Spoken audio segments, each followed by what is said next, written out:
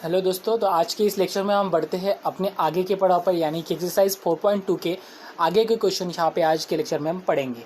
ठीक है, तो हमारे अभी क्वेश्चंस हो चुके हैं। मैंने 2-3 क्वेश्चंस ले चुके हैं ऑलरेडी 4.2 एक्सरसाइज के क्वेश्चन 2 के थर्ड क्वेश्चन का। सो अभी उसमें से और कुछ 2 क्वेश्चन जो है बचे हुए हैं वो आपके होमवर्क है। अभी हम 6 क्वेश्चन लेने वाले हैं। तो कल हमने प्रॉपर्टीज़ नंबर 5, 6, 7 भी पढ़ा था। उस प्रॉपर्टी नंबर 5, 6, 7 के अनुसार जो भी क्वेश्चन आपके सामने अभी दिखाएंगे वो आज के लेक्चर में हो जाएंगे। So let start. तो फर्स्ट क्वेश्चन यहाँ पे 6 नंबर का क्वेश्चन मैं ले रहा हूँ। Minus integration from -3 to 3 x³ upon 9 - x² dx। तो ये क्वेश्चन है और देखते हैं इस क्वेश्चन को कैसे सॉल्व करना है। सो देखिए गाइस, ये क्वेश्चन जो आपके पास दिखाई दे रहा है -3 to 3 x³ upon 9 - x² dx। इस क्वेश्चन को सॉल्व करने के लिए आपको एक प्रॉपर्टी ध्यान में लानी पड़ेगी, यानी कि हमारी लास्ट प्रॉपर्टी जो थी 7 नंबर की। मैंने बताया था आपको कि अगर आपके पास कुछ इस टाइप की टर्म हो -a to a f of x dx, अगर ऐसी टर्म हम होती है हमारे पास, तो उसके 2 आंसर हम लिख सकते हैं। एक तो integration from 0 to a f of x dx, ये कब होगा? जब हमारा फंक्शन इवन होगा तब, या फिर 0, ये कब होगा? जब फंक्शन हमारा ऑड होगा तब। तो ये हमारी कौन सी नंबर की प्रॉपर्टी है?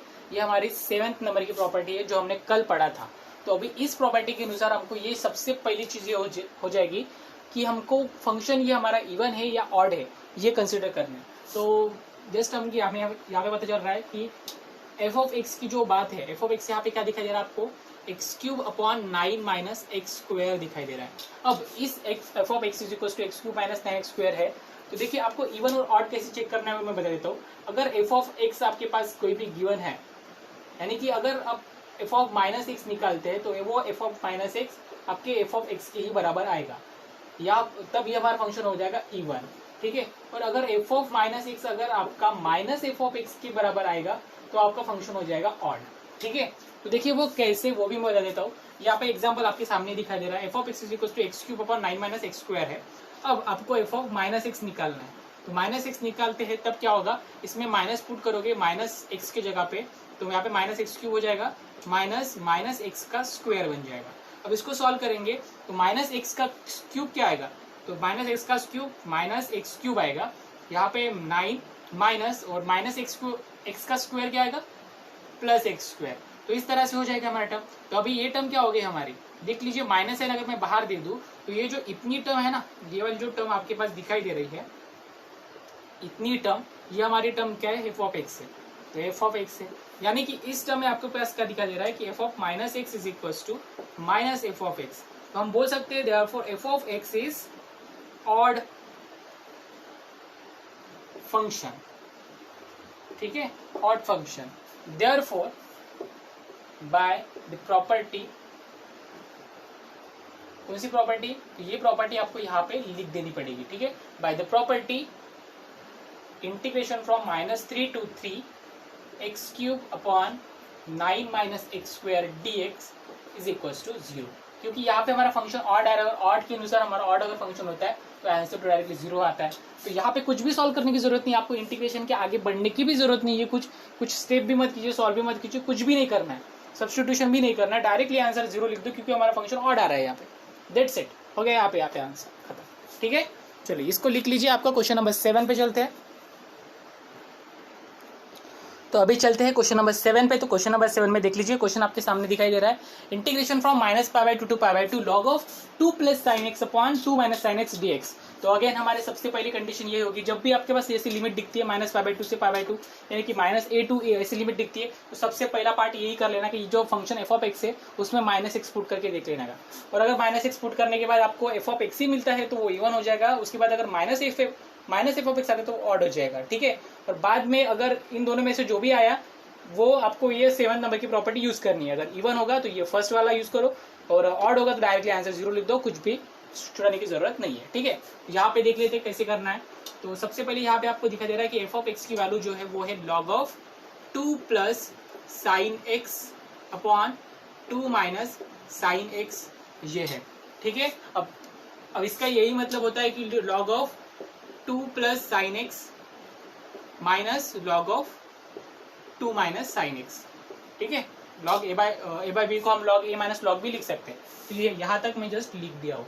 उसके बाद हमको पुट करना है एफ ऑफ माइनस एक्स, तो F of minus X put करने के बाद देखिए क्या होता है, तो log of 2 plus sine minus X आ जाएगा, उसके बाद ये माइनस लॉग ऑफ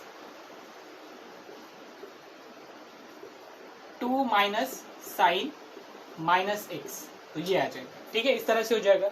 उसके बाद क्या आएगा, log of 2 sine minus x यानी कि माइनस साइन एक्स होता है, उसके बाद ये माइनस लॉग ऑफ 2 माइनस, और ये साइन माइनस एक्स यहाँ पे फिर से माइनस साइन एक्स होगा, तो माइनस माइनस प्लस बन जाएगा। अब मैं यहाँ से माइनस साइन को अगर कॉमन निकाल दूँ तो मेरे पास क्या बचेगा, माइनस साइन को अगर मैं कॉमन निकाल दूँ तो मेरे पास बचेगा log of 2 plus sine x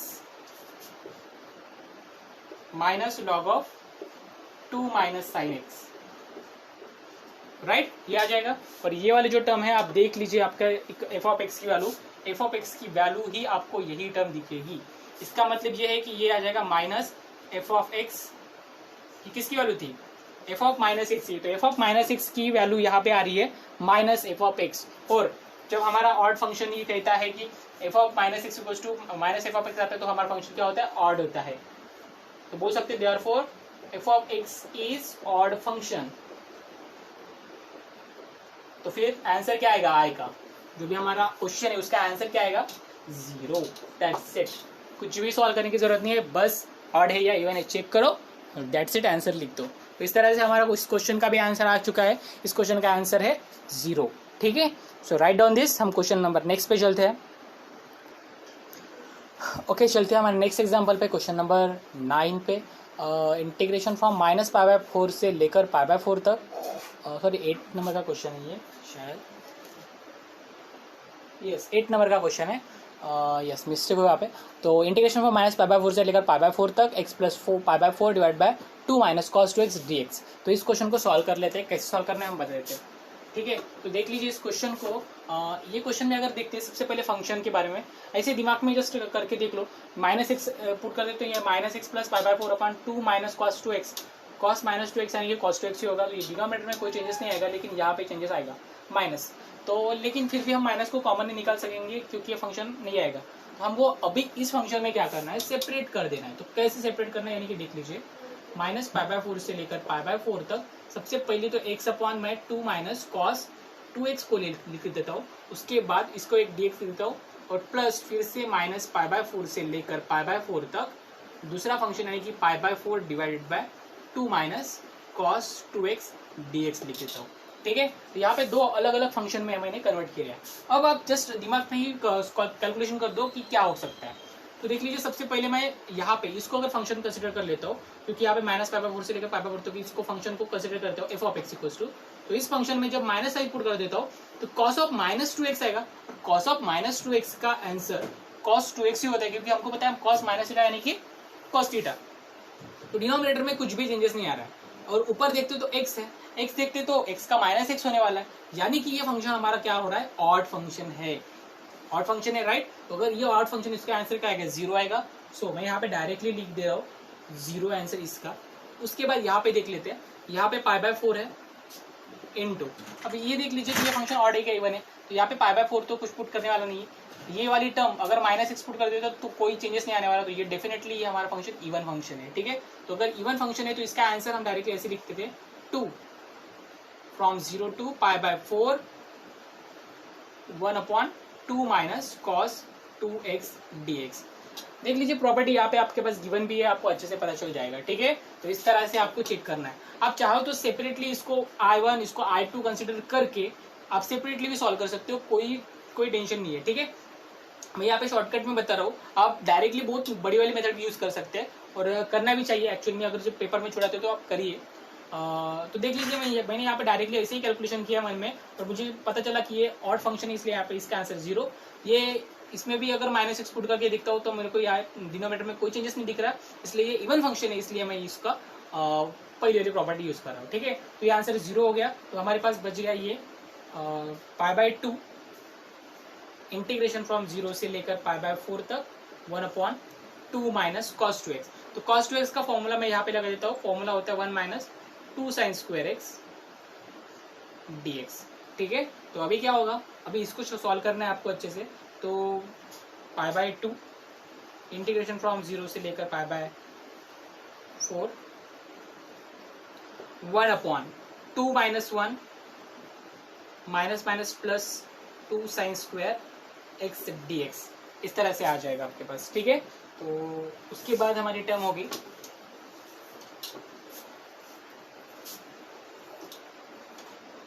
π/2 integration from 0 से लेकर π/4 तक 1/2 - 1 यानी कि 1 plus 2 sin square x dx। तो आपको पता होना चाहिए कि जब भी इंटीग्रेशन में आपके पास स्क्वायर वाली टर्म डिनोमिनेटर में आती है तो आप क्या करते हो, divide numerator and denominator by cos square x।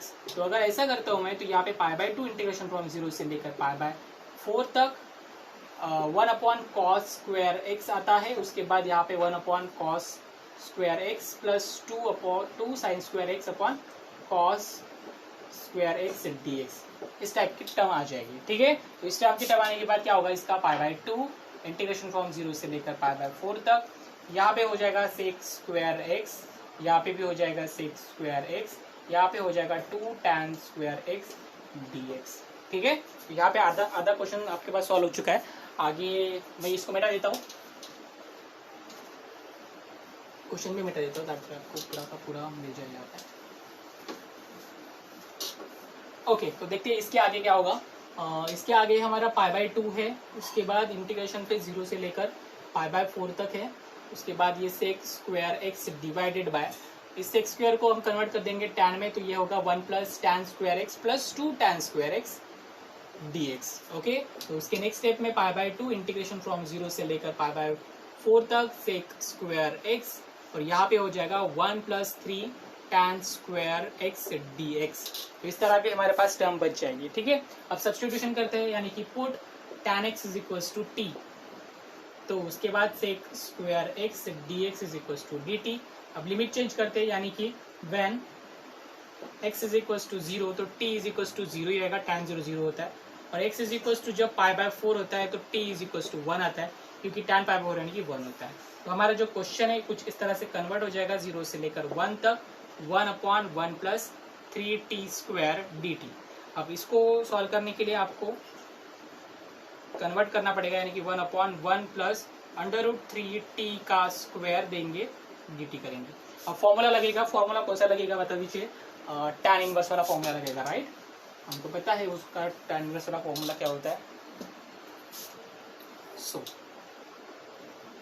π/2 हमारे पास बाहर ही रहेगा, और इसका आंसर हमको पता होना चाहिए, वो आता है 1/a, a की वैल्यू तो 1 ही है हमारी, और यस tan इनवर्स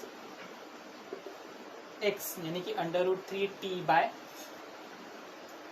वही होगा, और डिवाइड बाय कोएफिशिएंट ऑफ यानी कि √3 को हमको डिवाइड करना पड़ेगा। ठीक है, उसके बाद लिमिट होगी 0 से लेकर 1 तक।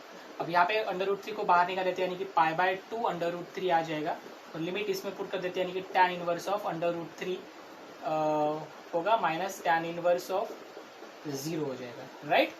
सो π/2 √3 tan इनवर्स √3 यानी कि कितना होता है, √3 किसका है, √3 यानी कि राइट 60 यानी कि π/3, तो π/3 बचेगा यहाँ पे। ठीक है, और tan 0 तो 0 ही होता है, तो पाई स्क्वायर डिवाइडेड बाय 6√3, ये आपका फाइनल आंसर होगा इस क्वेश्चन का। तो इस तरह से थोड़ी सी लेंदी प्रोसेस जरूर है, लेकिन अगर आप अच्छे से करते हो तो आपको ये इजीली कवर हो जाएगा, आपको पता चल जाएगा कि इसका आंसर कैसे निकालना है। और मैंने कुछ स्टेप्स लिखे नहीं थे, मतलब एक्चुअल में उस शॉर्टकट में कर दिया था मैंने, मतलब ऑड फंक्शन इवन फंक्शन, तो आप वो फुल प्रोसेस कीजिएगा ताकि आपको अगर पूरी तरह के समझे।